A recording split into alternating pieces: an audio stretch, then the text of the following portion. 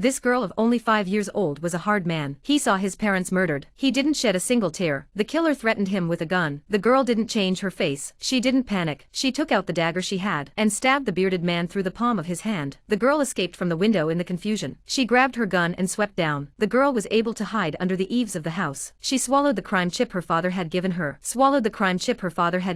She then landed safely with agile movements. The killer was close behind her. The bearded man sends all his men to capture the girl because the evidence of his crime was on the girl. The girl runs away frantically. The girl is on the run, and she's got a bunch of guys on the run, just when she thinks she's safe, but the bearded man intercepted her in the middle of the road. As her life hangs in the balance, the girl makes a beautiful sliding tackle and ducked into the sewer. The bearded man's group had to shoot wildly inside, and finally they leave in embarrassment. Here the girl climbs out of the sewer. He took the 2 pouches his father had given him. One of them led him to the embassy. When the girl, black and blue, met David, the head of the embassy vomited up all the food she had eaten this morning and then gave him the chip. When he opened the chip, David was stunned. He asked Black Blue if she knew what was inside. Black Blue said he didn't. Then he went to the station and bought a ticket. He arrived in a dark street. He gave the last pouch to a man. After seeing the contents of the note, the man immediately ran in, gave the note to the black boss, Kung. After seeing the note, Kung immediately ran to the office. The 2 men embraced each other. Black Blue's strong heart could no longer control. He burst into tears. It turned out that Kung was Black Blue's uncle. He was also a gangster in Chicago. Black Blue's father was a brother to the bearded man. The 2 had been partners for over 10 years. The bearded man wanted to have the power. He murdered Black Blue's parents. The next day Black Blue told his uncle she wanted to be a good killer. Uncle agreed to do so, but first she had to learn to be physical, to become an educated rogue killer. The camera pans. A supercar crashes straight into a police car. Stepping out of the supercar, it's the grown-up Black and Blue. Seeing Black Blue driving drunk, the police put Black Blue in jail, but they didn't know that this was Black Blue's plan, because he was going to kill a gangster in the lockup. To kill a gangster, take off your black silk and clothes, then change into custom-made night clothes, and then reach out and pry open the cell door. Black and Blue got out with ease. Then he took an iron spoon, filled a disposable cup with water, turning on the electric box and biting a small hole in the bottom of the cup. A simple timer was completed. Then he climbed into the ventilation duct. By the time the Black and Blue reached the exit, the last drop of water hits the spoon. The spoon falls and the circuit is instantly short-circuited. The electric air vent stopped with it. Then he got out of it, and with a kick, he took the guard down. Picking up the guard's gun, he came to the gangster. He shot the gangster and took him away. The sound of the shots attracted all the police. By the time they arrived, the guard was the only one with a gun in his hand. The police arrived at the entrance of the Black and Blue prison. He had changed his clothes and was lying in bed asleep. The next day CIA Black came to investigate. He found on the victim a painted flower. The crime was exactly the same as the previous ones, but Black and Blue didn't kill innocent people. It was all about the bad guys. Old Black soon identified the man he'd been hunting for so long, and the reason why he did it was to draw out the bearded man who killed his parents. Black thought of what Black Blue might want to say, so he released the pattern to the public. When the bearded man here saw the pattern, he remembered the little girl who ran away 15 years ago. He then asked the second in command to lead his men to hunt down Black Blue. On the other side,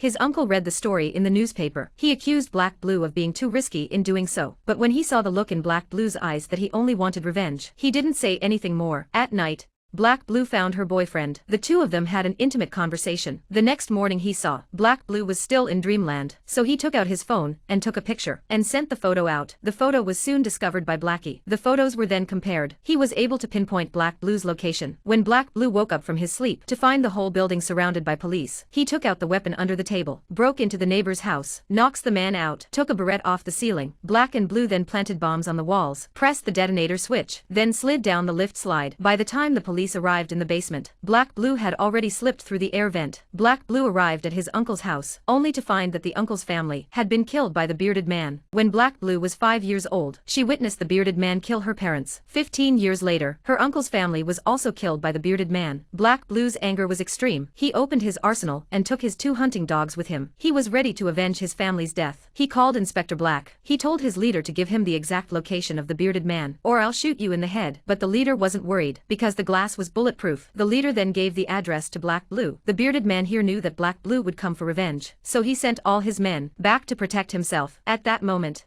A rocket launch came in. Boss Black immediately hid in the dark room. Black Blue hid in the shadows and fired his gun. He easily eliminated a dozen of his men. The second in command saw this, throwing a grenade inside. There was a huge explosion. It blew a big crater in the ground. He thought Black Blue would be dead for sure. He sent his men down to search for the body. But the next moment, Black Blue took out the second in command in one fell swoop. He avenged his uncle's family. The bearded man escaped through the back door. He got into Black Blue's car and prepared to leave this place of trouble. Suddenly the phone in the car rang. The bearded man looked back. He saw two vicious hounds. As Black Blue gave the order, the screams were heard throughout the sky. In the end, Black Blue avenges his family's death. And that's the end of the film. The film is deadly black and blue. There is no peeing throughout. The plot is well paced. The film is well thought out and the scenes are magnificent. If you're interested, check out the original film.